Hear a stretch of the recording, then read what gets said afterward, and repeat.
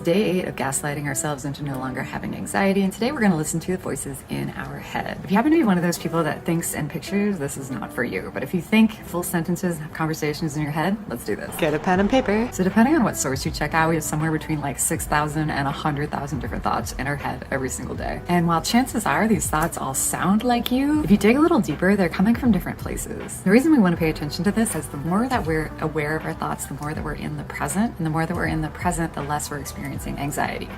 Allegedly. So I'll show you a quick way to break down the different voices in your head and then monitor our thoughts and see what's coming up. I think a really easy way to break this down is into the future, the present, and the past, whatever the voices in your head are talking about. And then to further break this down, you can go into the positive, the negative, and the neutral. So when you have positive thoughts about the future, I call this like the voice of the dreamer. These negative voices about the future, well, that's anxiety. And then neutral voices about the future, I don't know what we want to call this, like the rationalist. It's neutral, so it doesn't really have a lot of bearing. And we come to the present. So our positive present voices are like the optimist, negative voices about what's happening in the present are pessimist, and our neutral voices are just the observer. So it's warm in here, my leg itches, just observations on what's happening in real time.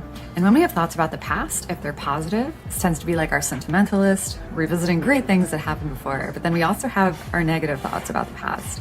For me, this is like the saddest and most depressing voice. And if we're neutral about the past, it's usually the voice of like the historian. Pause the video, take as long as you want, and make a check mark in the box every time you have one of these thoughts. I think you'll find that you have some of the same kinds of thoughts over and over again. And at the end of the exercise, you can take a look at what's actually going on in your head. Okay, big surprise for me. After a minute, I find most of my thoughts were anxious ones. But at least I'm aware of this.